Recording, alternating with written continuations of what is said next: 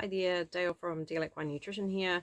Just another short video for you, and I'm sitting here and it's sunny, but yesterday was pouring with rain, snowing for some of you, and reminded me that someone had asked about hooves and biotin and all things hoof growth. So as many of us in New Zealand go through a wet spring, often even wetter than winter, we come to the realization that we have really bad hooves in our horses. They're in mud a lot of the time, they're getting infections. We get hooves that are crumbly, that can't hold a shoe and a nail, continually getting the farrier out, paying more money, and I do get clients that are then having to pay out for supplementation of things like biotin. So biotin is great for hoof growth, and I'll let you in on a secret. The horse's hindgut microbes actually make biotin themselves. So what does this mean for you and your horse? The happier your hindgut microbes are, the healthier they are, and they're able to put their energy into making biotin. So you don't have to pay for extra supplementation. So how do you have happy hindgut microbes? You feed them fiber. The hindgut microbes ferment fiber. So fiber is, and good fibers, and many different types of feeds that you feed and do every day in your horses. But they are things like your hay, lots of hay, chaffs,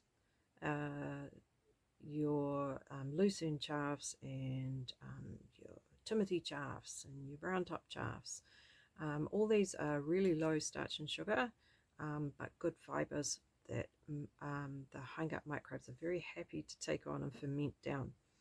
So your super fibers, your sugar beet pulps, your soybean hulls, lupin hulls, these are low sugar and starch, high in really good fibers that your hindgut microbes love, and that creates a very happy working environment for those hindgut microbes.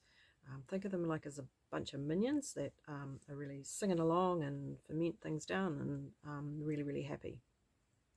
What happens if your horse has an unhappy gut and unhappy microbes is when, for example, there's a lot of stress, there's too much starch and sugars go through, which can happen when we get these spring grass flushes, or you're not feeding correctly, it's an imbalanced diet, and there's too much sugar and starch goes through that hindgut. For example, the happy, healthy yellow minions that sing along in French, they die off because they don't like that environment.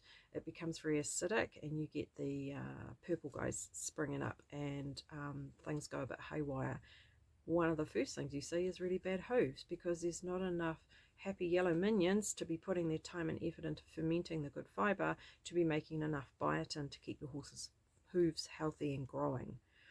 So that, and then you end up having to pay for supplementation for extra biotin. So at the end of the day, again, feed lots of really good fibers, keep your hindgut microbes really happy, produce their own biotin, you produce really good, hard, healthy growing hooves, and you don't have to supplement extra. Hope that helps. That's a really one of my best examples of how nutrition is the science of prevention. Talk soon.